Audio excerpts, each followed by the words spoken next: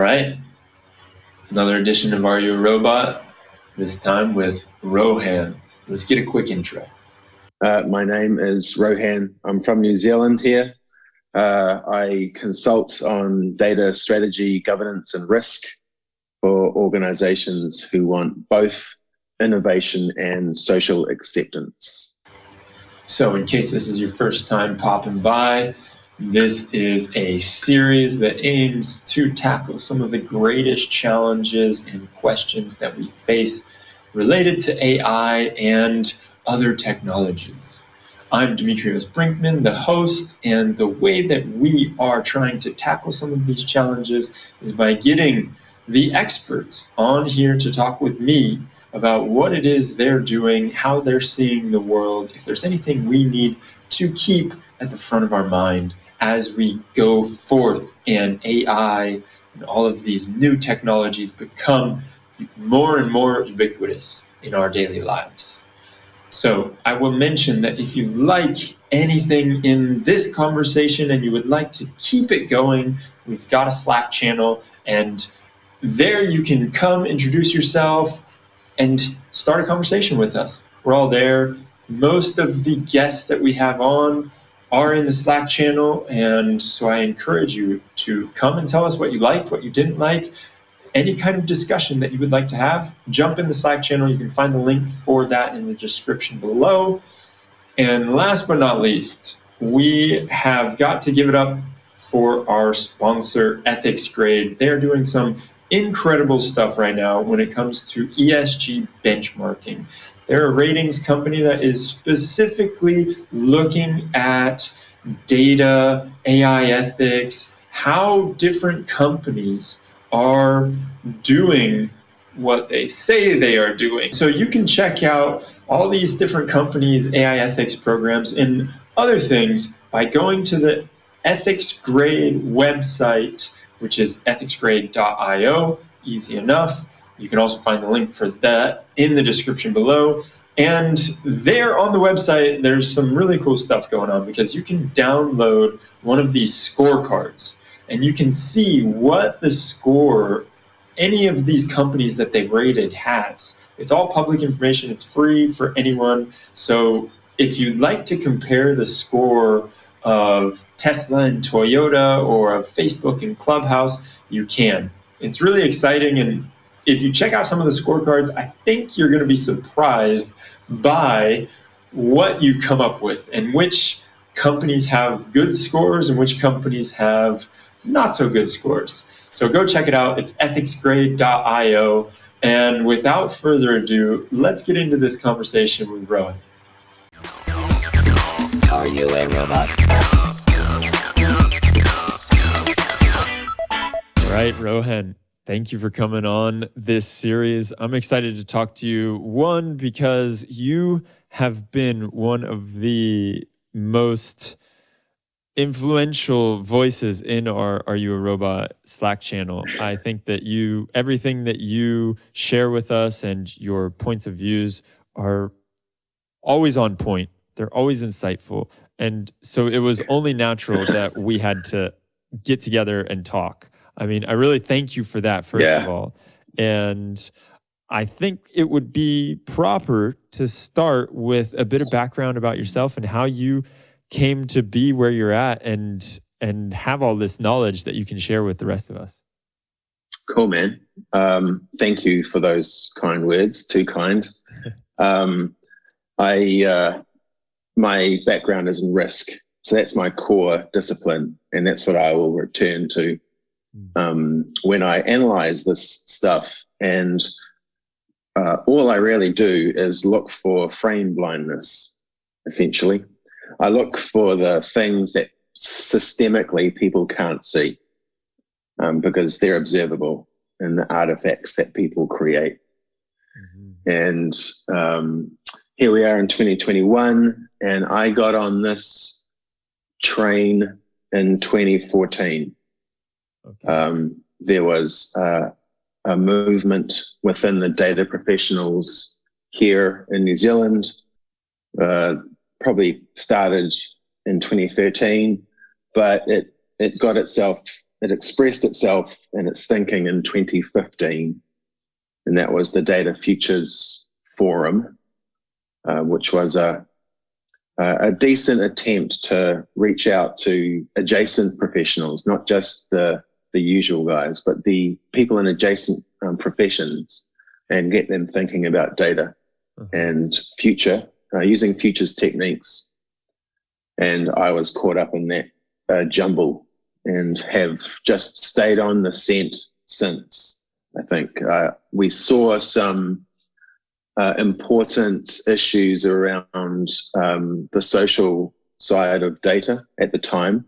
We were perversely lucky that we had a couple of good scandals about how data should not have been used. And in New Zealand here, we get quite stroppy when there is a clear injustice, because there's not many of us. I mean, there's only 5 million this year, so that's one suburb of a decent city. Yeah. So I think one thing we do quite strongly is we don't muck around if something important needs to be said. So, and since then, I've just been following that risk angle, which has taken me into assurance, which is where I am at the moment with For Humanity on the audit risk piece. And what were those blunders that you had early on? And you call them beneficial, which is interesting way to look at it. Well, it's beneficial in the sense that it was obviously wrong. We recognized it was wrong. It became a learning opportunity, and we took that opportunity. So lots of things had to happen for it to become a good thing in the end. The issue is always around inappropriate use, and the context actually isn't that it's necessarily a new use of data. It's just that society is catching up, both in its means to inquire into and understand algorithmic issues, and all that really happens. It's the same thing, just different clothes. Government service X is discovered to produce Y disvariant effects, and it disproportionately affects Z people. And it's the lesson that we keep having to learn, unfortunately. I like how you spoke about this idea of it being the same problem, and it's just finding a new frontier, we could say, that it is being manifested in. And so I think this is where we can center our chat around today, which is the idea of how to make decisions and how to make sure that the decisions you make are morally just, or they are okay in a moral way. So start with the big one. Why don't you just go straight to the point there? And it's something that I've thought about, and we've had other people on here who have talked about decision making is, oftentimes we don't realize how intrinsic or how tied up we are in our worldviews when we're making decisions, and how our culture affects it, our upbringing, there's so many things that affect the way that we make decisions. And not only that, but the questions that we ask. And so I'd love to just jump in with you. Like,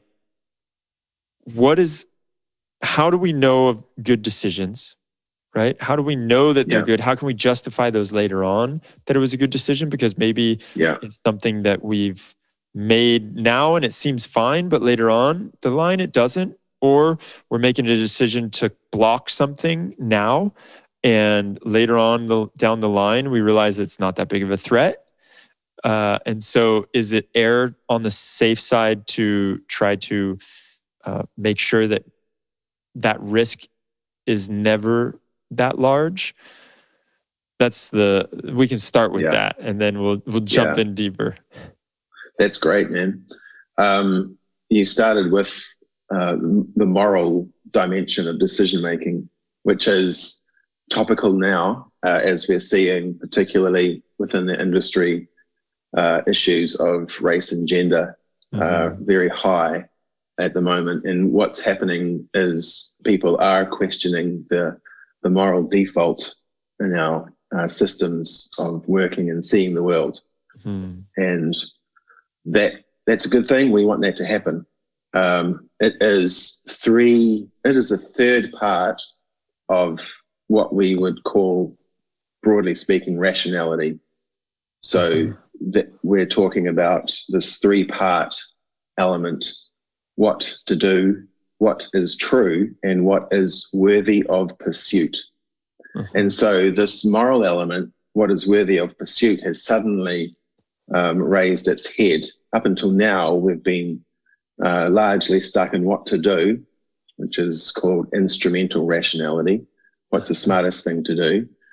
But the AI and data topic inescapably looks at what is true. It's called epistemic rationality. And so once we start looking at what is true, that's when we really start asking the second order question, which is what is worthy of pursuit. Now, the question around decision making, my focus is always on uncertainty. What is the key uncertainty? Not what is the uncertainty we think we're looking for or we start with, but what is the really deep uncertainty that we have to solve? When we express it like that, we open up probabilistic techniques, which brings in both data and risk elements, and that's where I play. Yeah. Now, the core issue that we're seeing right now in data governance world, in terms of what is true, that's covered by the misinformation body of work, where what we're seeing is essentially this epistemic attack on what we can rely on. It takes advantage of all sorts of unseen fissures in science and data science, but for the moment, one of the things that organizations are faced with is a decision that a couple of years ago was routine has suddenly become dangerous. It has suddenly become fraught. And what's happening is we are getting more feedback from communities and societies that have been significantly adversely affected by the operation of that system over time. Now, when that system is deployed in a public sector context, i.e. it's taxpayer funded, all of a sudden, it becomes a serious matter indeed. The interesting thing around public societal attitudes to government at the moment is, one, stop doing the bad things to us, and two, stop those bad people doing even worse things. Yeah. And so government, public sector, governance professionals, regulators, we live in this weird world that we're at the one hand, we're getting beaten around the head with a stick, and probably correctly. And at the other hand, we're being asked to go and stop those bad guys over there.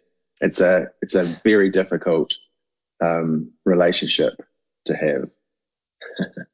Yeah, and it feels like it's such a big problem that how can you ask the government to stop doing these bad things, right? And you're talking about how this kind of just emerged recently into the limelight, we could say. It's not like it wasn't there, but it became famous. And so to attack such a big systematic problem, where do you even start? Don't try and solve the big systemic problem. Solve it one piece at a time. So let us imagine for a moment that we are, say, able to take out 65% of the race problem in the dominant data professional culture in the world, America. Okay, let's say we're able to take out 65%. Now, why I say 65% is a large part of it is going to be instrumental effects, what we call instrumental effects, i.e. the long-term application of these systems produce these harms in these areas. And so following the bouncing ball back, we see that, oh, well, if we just turn this switch off and press this one on, then a whole bunch of our problems disappear. And that's where we're in right now, I would say. In most governments, people are looking quite carefully at the hitherto unknown liabilities side of their data use, which is a good thing. We want them to do that. Sorry, back to you. Yeah, it makes complete sense. I mean, so now when we're looking at the analyzation of these decisions, and I love how you put it on these three different phases of what's like what to do, what to is do, true, and what is worthy of pursuit. Exactly, because I find that the what is worthy of pursuit, like you said, is very much an important question for us right now. And I usually frame it as like, we shouldn't be asking, these days, it's not about asking, can we do it? It's about asking, should we do it? And that is the way that I see that same kind of thing. Is it worthy of pursuit? And so this is something that I talked about a little bit back in season 1 with Heather. Once we turned off the cameras, we're incentivizing something, or the way that we are going about incentivizing is by making us want to do things that probably aren't worthy of pursuit. But if you're saying, well, I'm going to get a lot of money if I do this, then it is worthy of pursuit. Does that make sense? So the incentivization, if that's a word, is very much backwards in this sphere of things, because we're getting money, but we're doing the wrong thing in a way. Yeah. Well, life is unfair at the best of times. We are all driven, and our families are all driven to survive over difficult times we've had. We forget how recent and devastating the global financial crisis was in 2008, and that those effects are still with us. It's just, unfortunately, now we've laid pandemic and information warfare over the top of that. So the thing is, the majority of the economy is still pointed in one direction.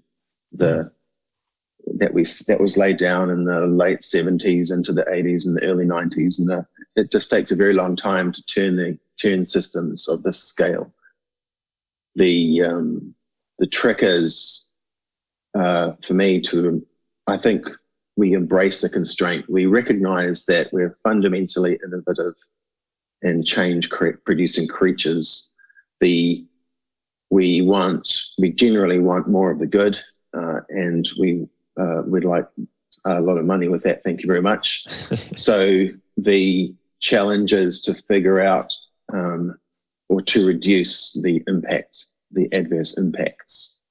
Now, until the last few years, there's been no deep motivation within the investor community to invest in responsible technology, public interest issues of technology. But that's changing. It changed with BlackRock a couple of years ago. It changed with the various modern slavery laws that were passed that required companies to look into their supply chain to identify labor exploitation. And so we're seeing more and more of what we could roughly call the ethics dividend, i.e. making it more worth to do better things. And that is attracting more technologists, people like myself who go, well, we could probably grow the whole economic pie if we focus on these communities and behave in these ways and produce products in certain ways. And that's the way I think through the enormity of the challenge is once again finding these communities that are hitherto been harmed by the system and figuring out how we can return some of the goodies of the system to that community. And thereby, sorry, back to you. Oh, no, sorry, I interrupt you. Go ahead, finish that thought. It was finished. That was me at the tail end of a long spiel. Back to you. So I like the idea that you were speaking of about this 65% fix. Right. And I'm wondering if you feel like the benefits compound or the potential harms compound over time when we are looking at what is happening. And you were saying, well, yeah, if we go back a little bit and we can turn off some of these knobs, then we can hopefully create a large effect there. And so do you feel like that has been compounding over time and now we're just seeing like the results of that? For sure. Definitely here in New Zealand. Definitely. Like I said, since that 2014 to 2016 phase, centered around the vibe that was established in 2015, we've now seen data governance professionals broadly understood and their colleague professionals. They've had 6 years of changing the way things work. And this is why I like working through and with professionals, is because everyone fundamentally wants to do a better job at building cool widgets. Money is good, but social proof is much, much better. We all crave it. And that's why, it's a good thing to have more professionals climbing higher mountains in terms of chasing better things. It's fundamentally self-reinforcing, and it's behavior that we want to see. This is why it's important to keep focused on the innovation side. What is this interesting and new and great thing we're going to build? Back to you. So I'm wondering about this decision-making process, and when you're looking at what to try and make the biggest impact on how we deal with AI and how we deal with the regulations around it or the potential immoral ways that it's being used. And what do you have like this decision-making process that you would say is a way to go about things? Or is it case-by-case basis? I imagine there is a little bit of, it depends on what it is, but is there something it does depend. AI is a general purpose technology and we're applying it to everything. Therefore, we're not looking at AI, we're looking at things with AI in them or that have AI attached to them. That's why it's the whole data thing is exploding, because every profession is seeing unique applications in their environment. Yes, there are decision-making approaches that we can apply. And the good thing is they are largely technology independent, i.e.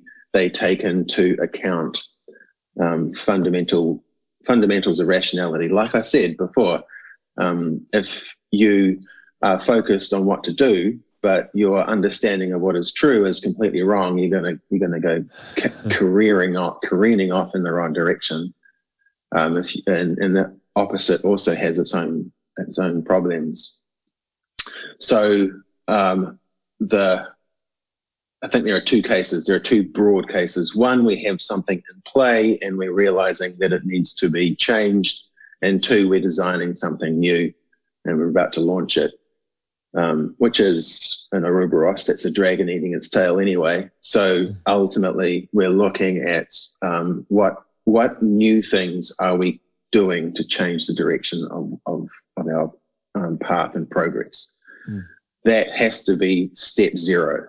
Without that, you're likely to just keep sending widgets out into the environment and not really caring, which is becoming increasingly unaccepted by broader portions of society, which makes this period, in my mind, similar to 1968, which was a really interesting year and a great year of social change around the world.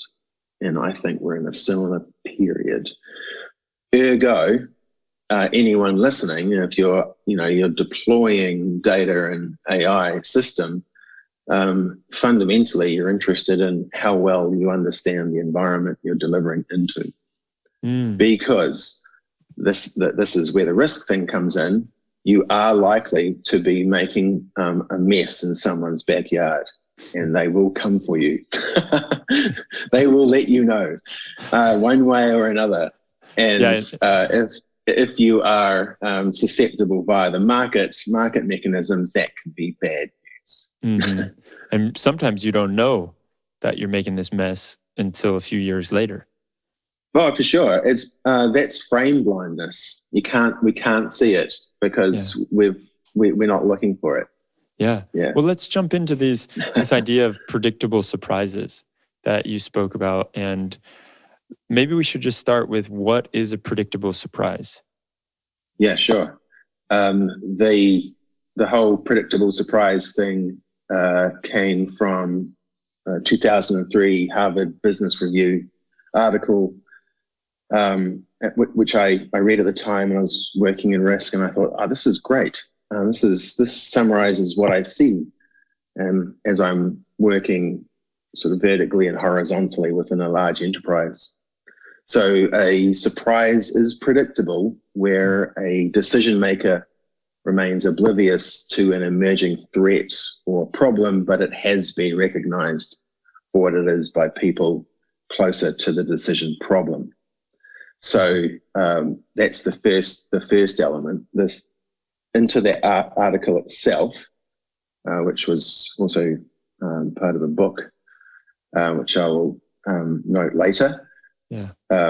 Organizations' inability to prepare for predictable surprises were traced to three kinds of barriers: psychological, organizational, and political.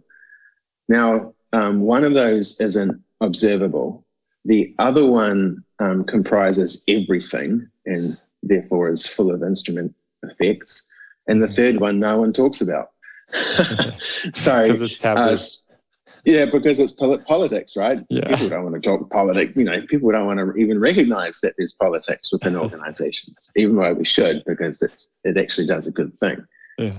It's a fluid that helps break down sort of calcified culture. So this is why predictable surprises emerge. We've got these three big blind spots. And so yep, go ahead. To you. Yeah, go ahead. Sorry, I keep jumping in. I'm excited to hear this though. Yeah, continue. Yeah, no worries. Like I said, this is a risk concept, but it's also, as I discovered, covered off in the knowledge calibration body of work and cognitive science, which is where I came across what to do, what is true, and what is worthy of pursuit. So with these predictable surprises, the way to reduce them is actually quite difficult.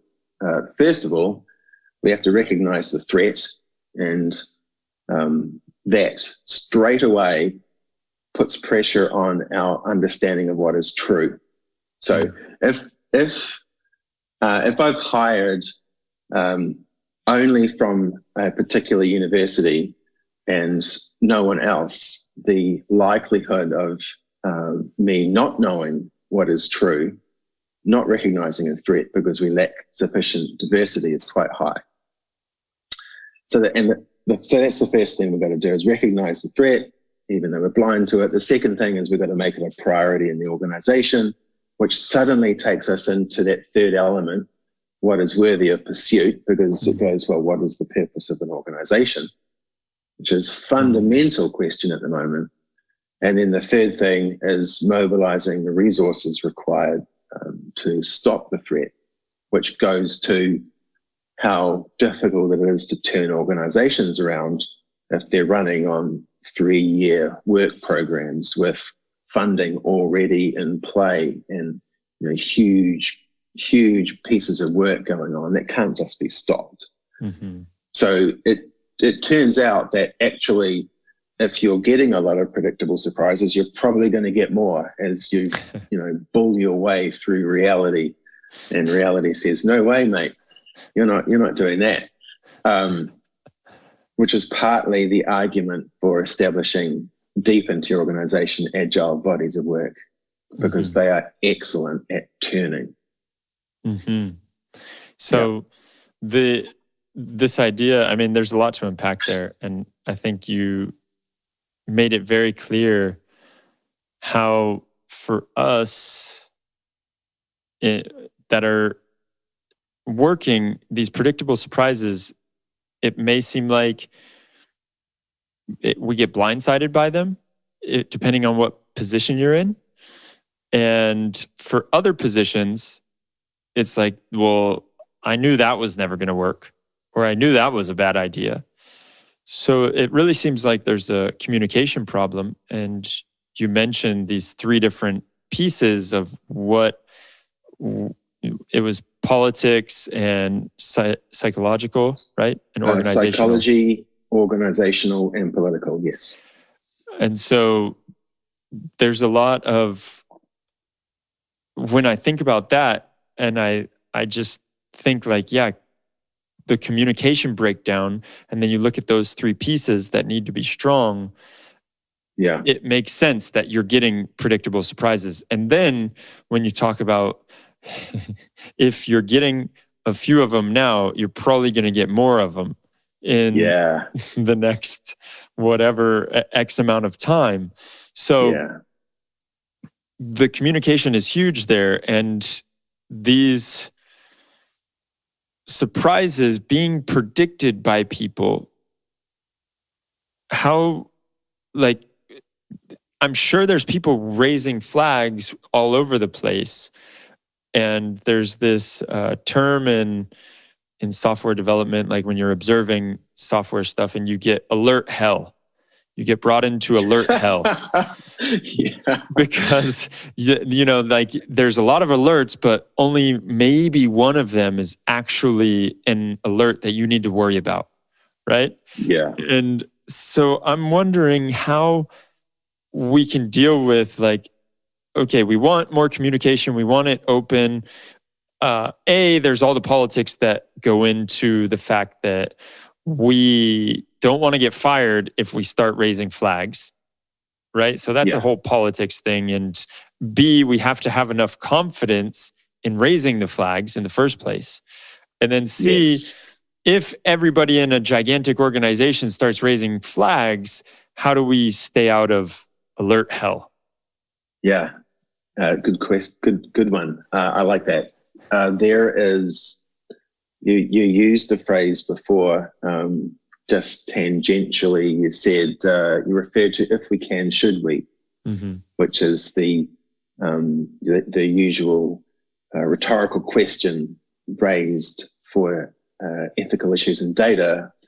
The opposite is equally interesting. If we should, can we?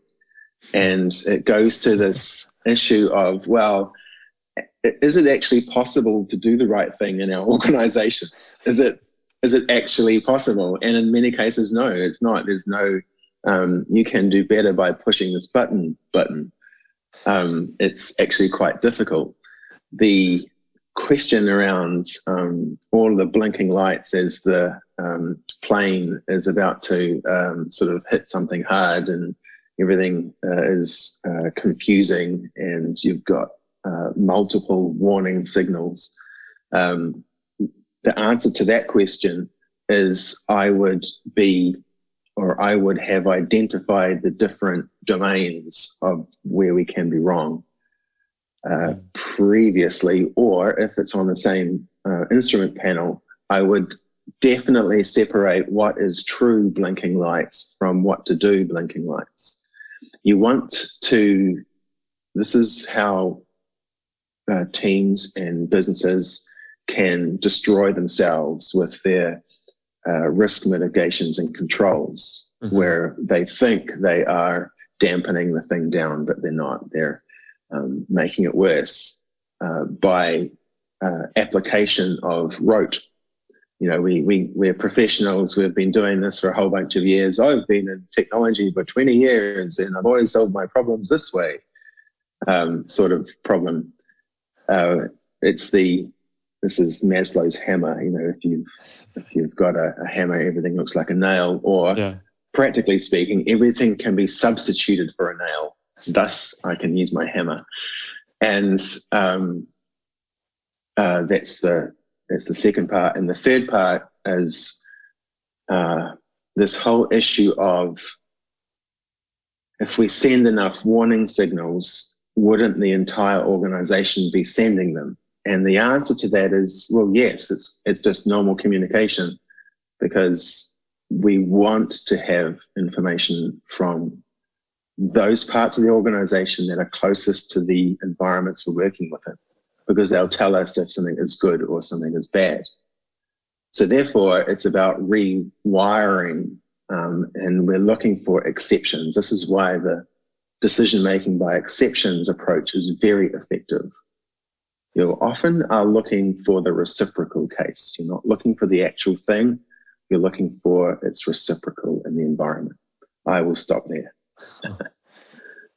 That decision-making by the exception, can you go into that a little bit more? Because I think that is a fascinating one. And just this whole idea seems like it's more of a company cultural thing that we need to look into and be aware of, and make sure that the company is open and transparent with how they're doing things, and you don't have the fear of raising issues. You have the encouragement of raising those issues, so that you won't wind up with a CEO or high-level executives that say, how did that happen? I didn't see it coming.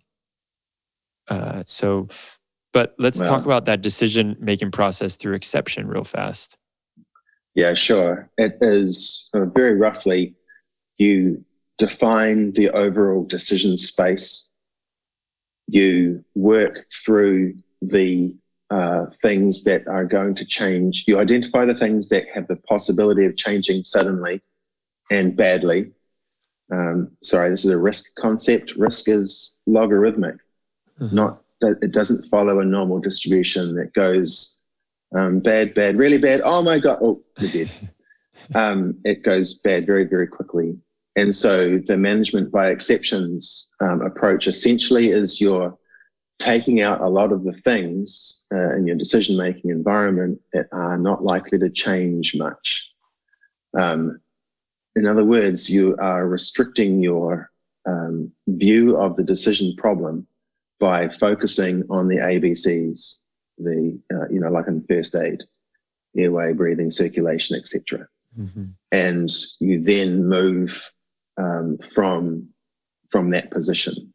It's one reason why it's not quite the same, but the whole zero trust approach is being successful because it's looking at the reciprocal. It's turning things around, and it's changing the information structure of an organization. I'm fairly sure I didn't answer that question correctly, so I'll come back to it.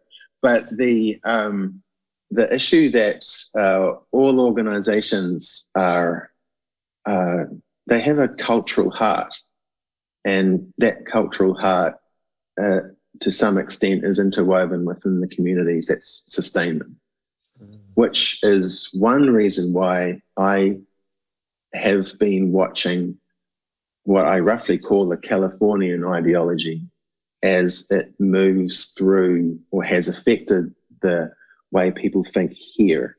in Aotearoa, New Zealand, which is, even though we're quite close, we're connected by the Pacific, we don't necessarily want a lot of these concepts in the way we look at our problems. So this whole issue of what are the things to worry about in terms of predictable surprises occurring within organizations, much of it is cross-cultural. It's what we are taking in and why.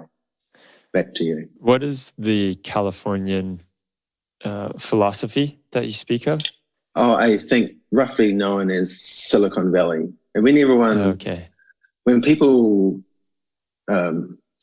generalize, stereotype a way of thinking and call it Silicon Valley, I connect it to a body of work that's identified or analyzed the social, intellectual, cultural traditions from which Silicon Valley emerged, which is it's nested, it's geographically located. We can identify when the people came together, roughly speaking, the leaders they created, the companies those leaders built, the products those companies provided, and then voila, 2020, much of the world is run from data governance land in Silicon Valley.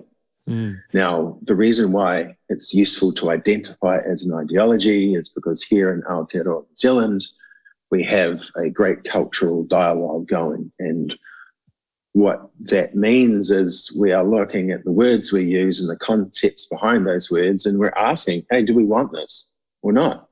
And when we're in that situation, we can start getting agency as a nation and start processing these changes that are hitting us in the face right now. And for instance, the facial recognition technology conversation is different subtly if you come from a colonized country, of which much of the world was, as opposed to, for instance, it's quite different from the UK to the US to here in New Zealand. How's that? Colonization in general was a profoundly harmful event across generations and multiple cultures. The arrival of this aggressive, technologically superior, often violent, and with diseases virulent society coming into our own has left deep scars. And the rest of the world can feel very, very far away. And part of the issue is creating this counterbalancing force, which is why I rant on in Are You a Robot about the cultural element, is that we have to create this opposite pole. For instance, we can't really evaluate the impact of the colonizer upon the colonized via the colonizer's instruments. We have to understand it through the colonized instruments, their worldview. Yeah. And so after a while, it's less about what do we think about what's going on in the UK and the US, and more about what of their ideas do we do and do not want here. Interesting. Oh, that's fascinating. Yeah. And that's great to be able to have the ability to recognize and ask those kind of questions instead of just doing them without really being mindful that you're doing them. So we get caught up. Oh, sorry, back to you. I was just riffing. No, it's fine. I know it's hard. We have the delay since you are on the other side of the world, so it takes a second to get there. But I find it really interesting when we talk about these different ways of like the structure and the decisions and these predictable surprises. And if we nail down more into like data right now and AI. And just a little side note, I think you did an amazing job of saying you didn't call anyone out by name, but you gave some great you just made it very clear who and what you were talking about when you were talking about Silicon Valley and the effects that we've had on that, or that have come from that way of thinking. I thought it was incredible that you didn't actually say any names, but it was very clear. So anyway, back to the original question, which was going into AI and data and how we govern things from that. Like, do you see different structures that are needed to prevent these predictable surprises from happening?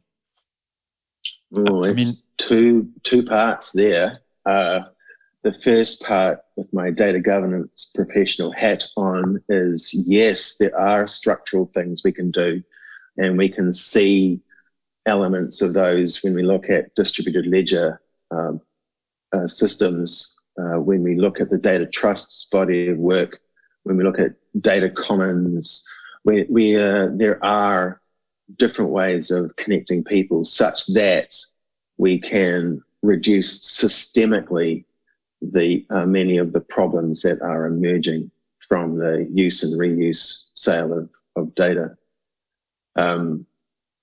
The predictable surprise, I consider, will always happen because there is a significant delta between the speed of change and the pace within which groups, i.e. networks of people, can process change.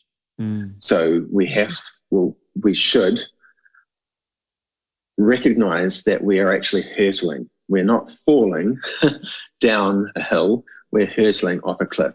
We are in very tricky and difficult times. Generationally speaking, this will be a big deal. That's why I refer back to 1968. The issue of actually this rate of change and how groups need to process what's going on is covered by one of my favorite authors, Cesar Hidalgo, who I quote a lot. And he talks about person bytes and firm bytes, which are basically quantization limits. A person can only be so smart, and a network can only be so smart before it has to find more people or connect to greater networks. And so there is this fundamental delta between speed of change and abilities of humans to process things. And the more people necessary to process things, the slower the group figures things out. And that's why the predictable surprises thing is best analyzed as a problem with epistemic rationality. What is true? And the way we solve that, which is fortunate for us, because otherwise we'd be screwed, is we apply science to the affected area, because that's what science does really, really, really well. And the risk and probabilistic elements of data, the data professionals, means we can suddenly, quite quickly, build mitigations within our tools. And that's what motivates me, for example, to do work with For Humanity, because I know these things can be built, and I know that they can, in the net, reduce these risk events. And do you feel like these tools are just basically handbrakes on, because you're talking about how quickly things change, and so the tools are a bit they're slowing it down or putting some resistance on that rate of change? Yeah, for sure. It's a really good metaphor, but consider that we are actually in a three-dimensional sphere, and we have a handbrake for every surface we're touching. And so this is the whole, or to move the metaphor along, it's the little jets we see on large spaceships in movies that, move the giant spaceship around quite delicately and with precision. It's our ability. We have the ability to nudge our way out of danger and towards good things. Because, again, recognize the pace of change is intense. We are hurtling along. So we don't have the opportunity to get out and walk and have a look around and stretch our legs. It's one way. We are going for it. And stepping out of safety is really dangerous. And so the idea then, like we're on this train going 100 miles an hour and we can't get off. Or as you said, it's the spaceship and we can't get off and see what's going on here because we're just barreling down the tracks. And so that means that we're not seeing these repercussions. We're not seeing what's happening. We're just leaving a trail in our wake. It's like we just get to see what has happened after it's happened. And there's no foresight in that then. How can we be the conductor who is there making sure that we're going the right way we need to be going? This is time. So think of Kierkegaard. Life is experienced forward but understood backward. So we have to be prospective and retrospective at all times. The deeper, the place where we're heading is that there are fundamental limits to prediction. So we know this through the work of physicists. Physics tells us this indeterminacy. We know it is not possible to predict exactly where an electron will appear tomorrow. Between one appearance and another, it has no precise position, as if it were dispersed in a cloud of probability. That's a great quote from another author I love called Ravelli in his book, The Order of Time. So what I just said was, and this goes to the big data fallacy, there's a whole bunch of stuff that simply can't be predicted. There is an inherent unpredictability of things. And so when you consider we're barreling forward really, really fast and a whole bunch of stuff coming our way can't be predicted, it really changes the way, well, I think it does, the way we conceive of and solve the problem.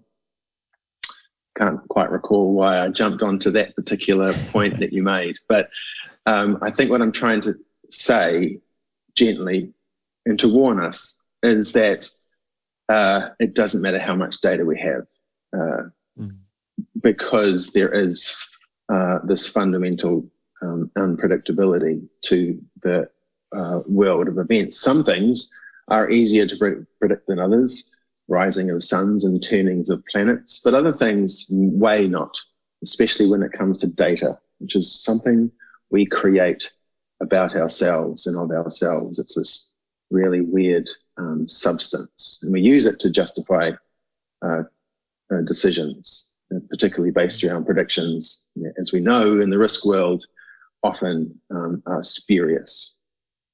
So this is one of the reasons why many data professionals ultimately, I think, one way or another, turn to look at the impacts.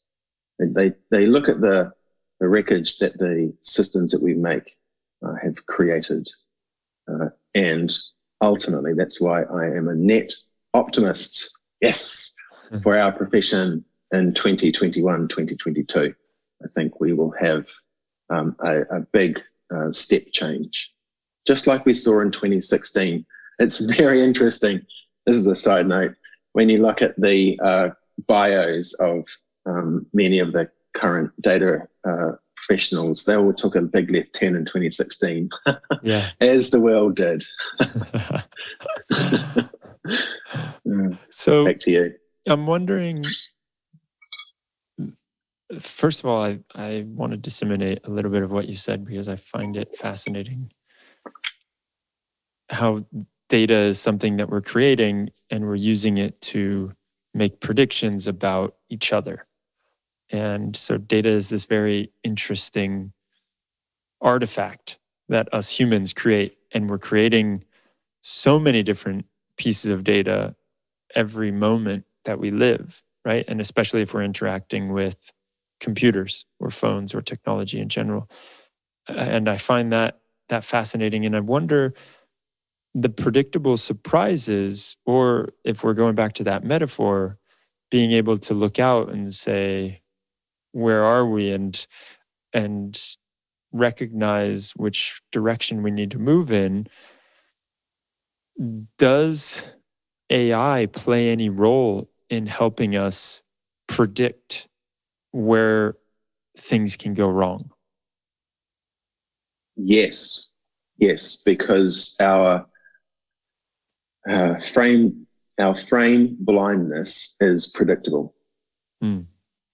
So a machine, if an AI became our best mate and we're in a pub and we're chatting, and our best mate, who happened to be an AI, looked at us and said, "Mate, you are so predictable. I know exactly what's going to happen."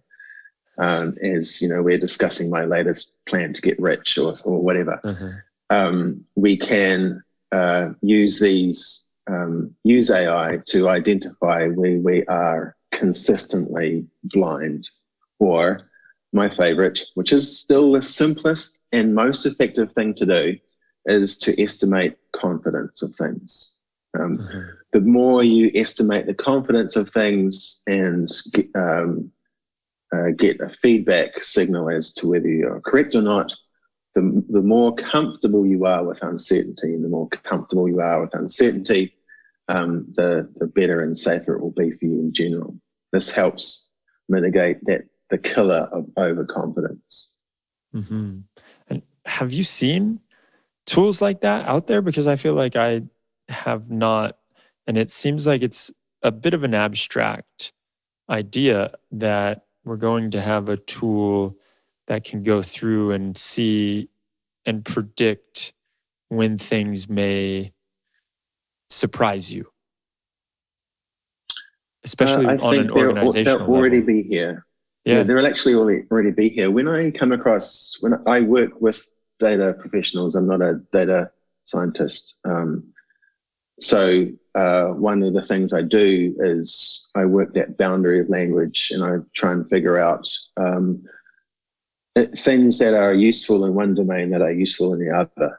And if you change the conversation to confidence intervals with a data professional, straight away you'll have a much more rewarding conversation. And once we establish that as a lingua franca, we can then identify that actually all through their work will be a whole bunch of confidence interval based controls. We can't see them. Those professionals have done their excellent work. They have what I would call de-risked the tool. Because remember, any AI introduces instrument effects. When the whole issue of gender and race and data tells us that we know that there are data effects in our instruments which produce effects. So therefore we change the tool.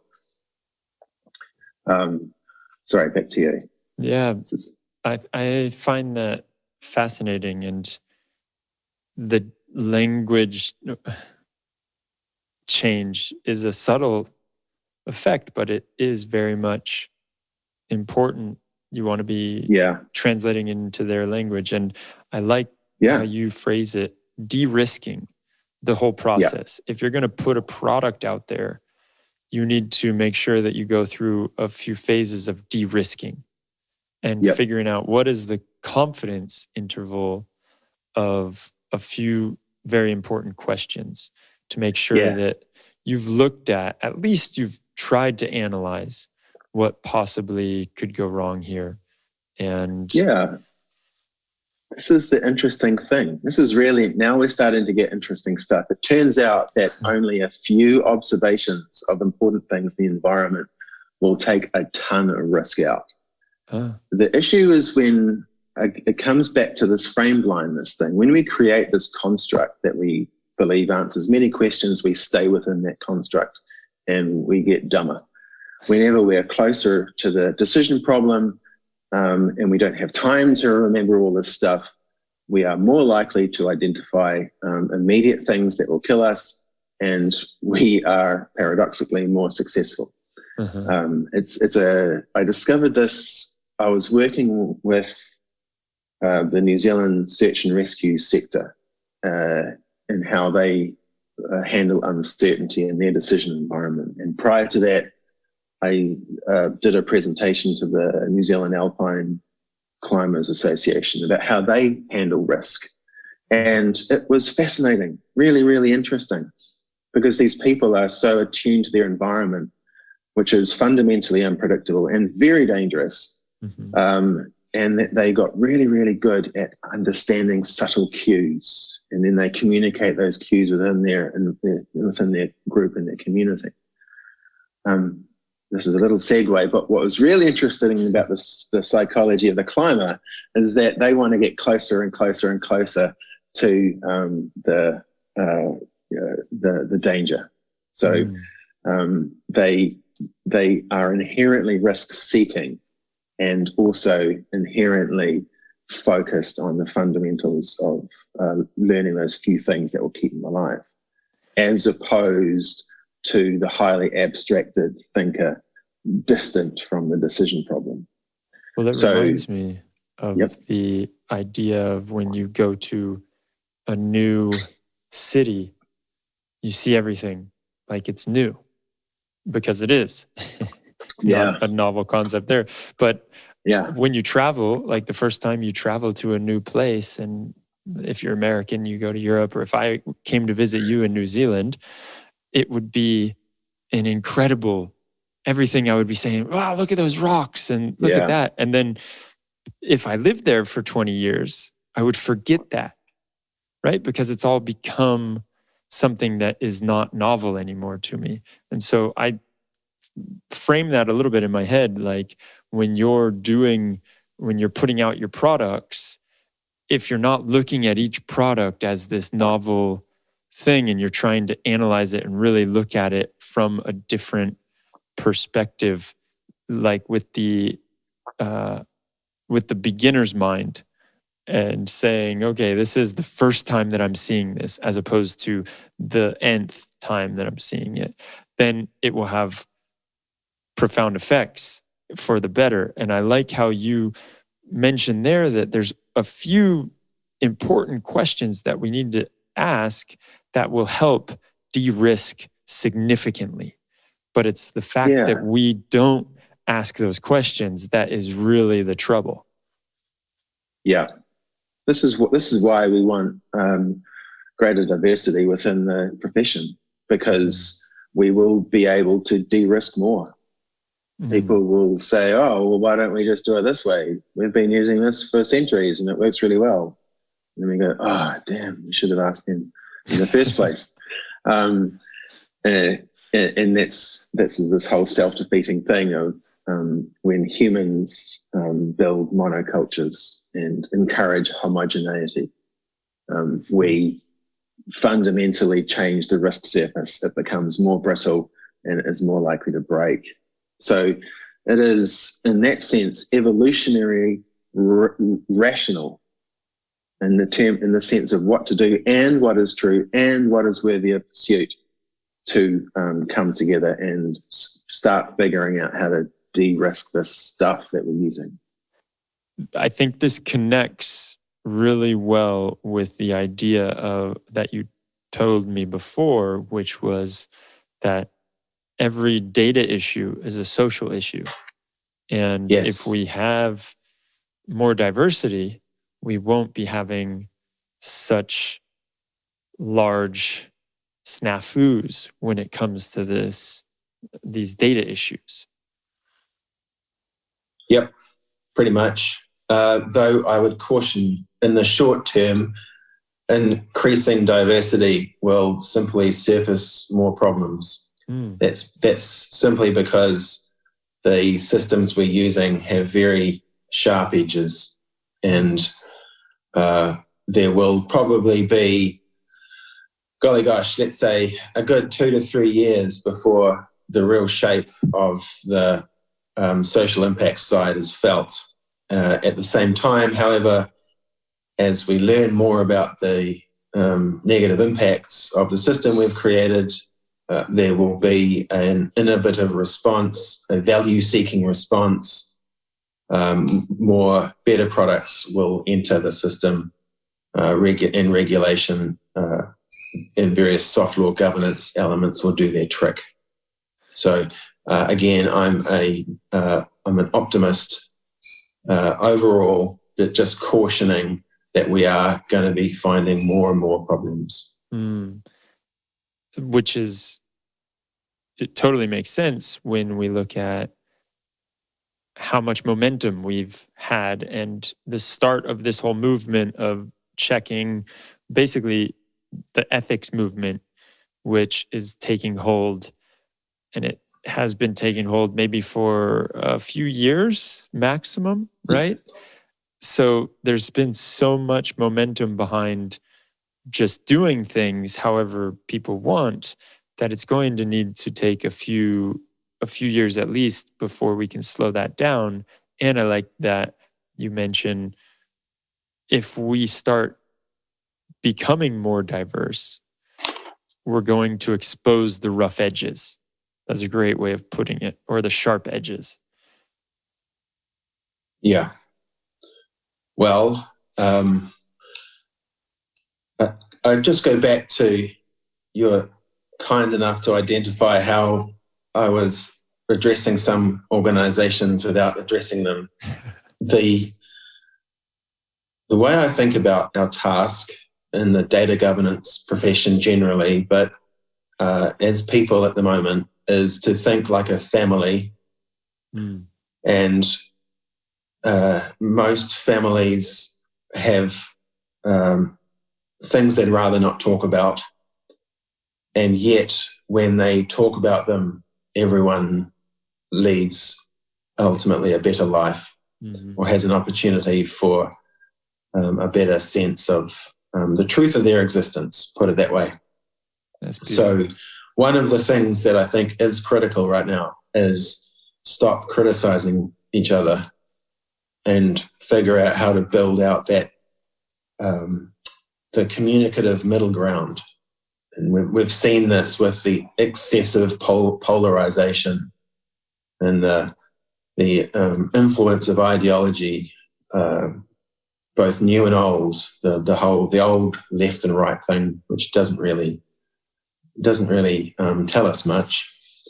But one thing that has occurred is that everyone's slinging monkey poo at each other, and we probably need to stop doing that, and figure out ways to talk about things, or if we are going to disagree, at least be clear about what we're disagreeing on.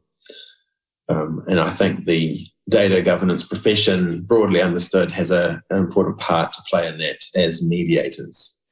And do you think that, like you saying that, do you feel like there's going to be mandated some kind of cultural or diversity regulations, or should there be even, where the people that are putting out these products, they need to be compromised of at least, let's say, X amount of women, X amount of men, or X amount of, you need to have X amount of diversity within the races of the people that are doing it, so that you will have more vision into where you can potentially catch surprises before they happen? Yeah. Look, it's a nice notion, isn't it? The law of unintended consequences lashes every public policy project. And we've seen time and time again how we often create exactly what we are seeking to prevent when we do large-scale policy work that doesn't follow good design, good human-centered design. And one of the things that we're seeing right now is this politicization of data governance. So actually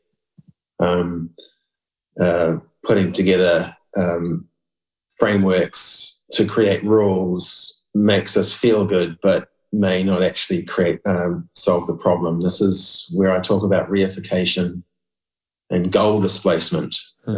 We start arguing about how we need to manage PII better, and it helps sort of solve the fact that we're not asking more rights questions. Mm-hmm. Privacy is just one, albeit an important one. So, sorry, I went off on a tangent there. What was the question again? No, well, I want to actually go down that route because that's something we've talked about in Slack, and I think it would be interesting for people to listen to real fast, is the idea that you advocate much more for rights instead of just privacy. And can you go into that a little bit? Yeah, for sure. This is not to criticize privacy. It's just to say that we've elevated one particular right over others when we are considering social impacts of data use. Mm-hmm. So for me, the starting point is the various human rights mechanisms that emerged post-1945 after the world did its best yet attempt to kill itself and managed to see that a whole bunch of really, really bad things had built up over time. So let's set some rules around that.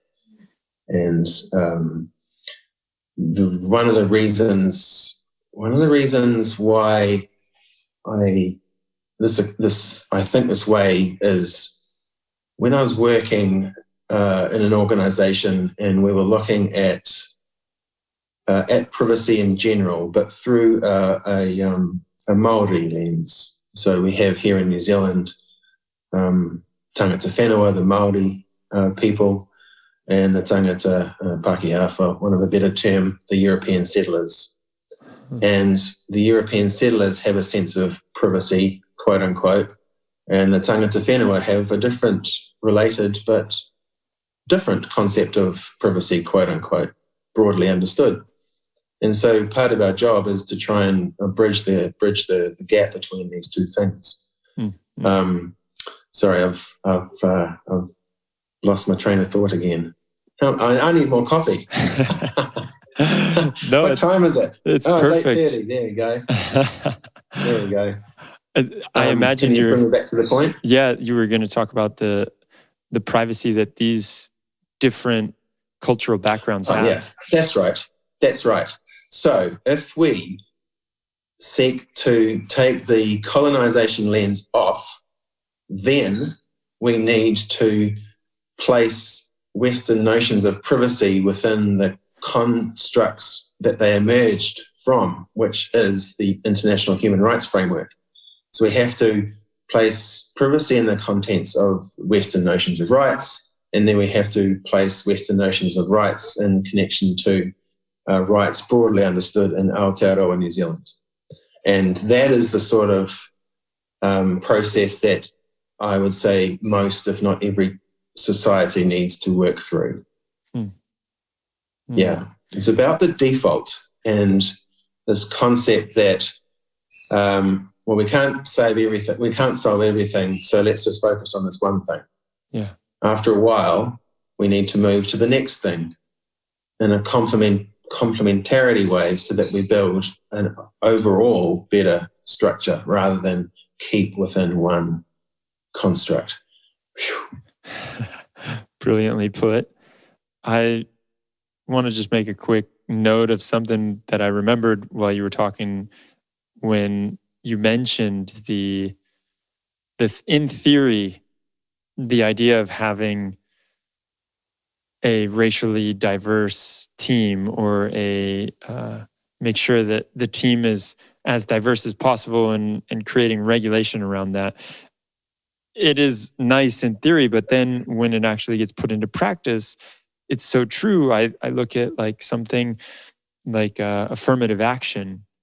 And in the US, you have people that try to game the system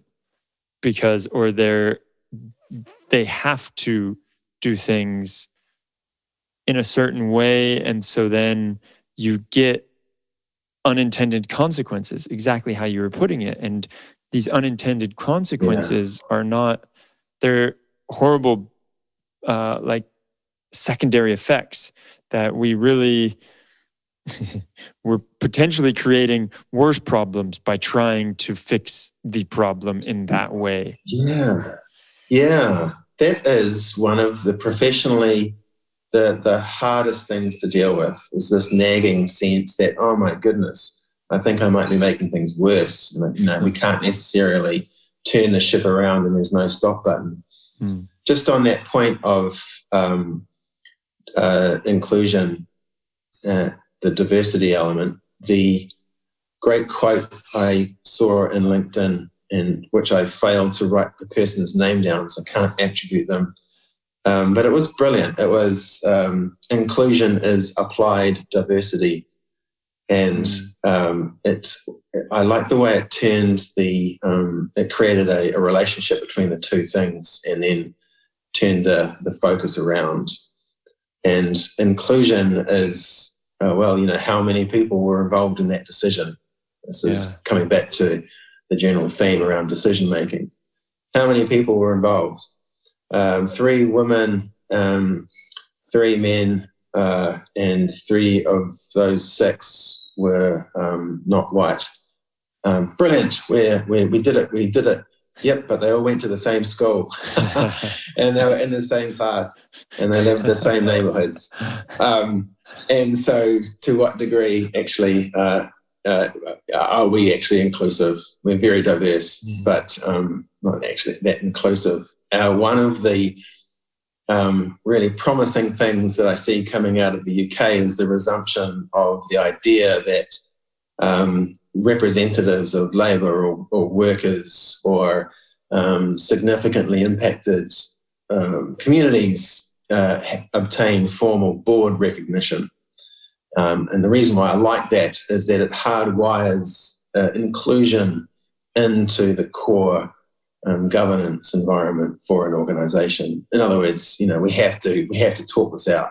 We have to figure it out. We can't let it just fester into this homogeneous monoculture environment. Like a family. I loved how you put that and that metaphor, and really how it is much healthier when you talk about it.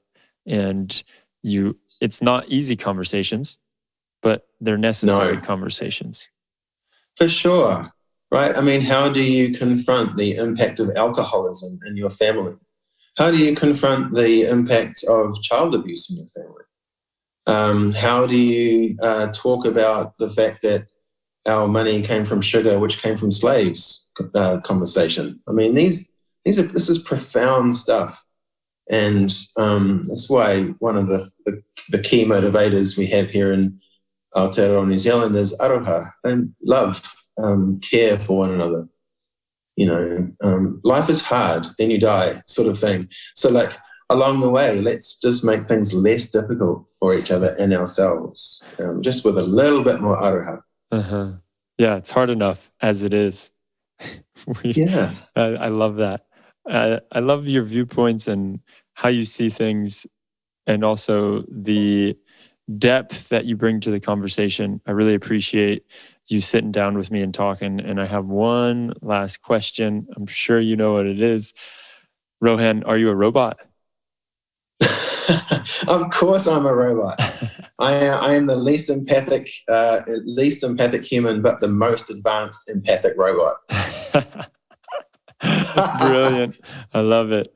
So I really want to thank you again. This is incredible, and especially considering you're taking the time out of your weekend. I know you're in New Zealand. You had to wake up early to talk to me. So thanks again. And we will, if anyone wants to reach out to you, I will make the plug right now that you are in Slack. You are very, very generous with your time and your knowledge in Slack. So I recommend that anyone listening get in touch with Rohan if you want to continue the conversation. It's just super insightful, man. Thank you. Cheers. Thanks, mate.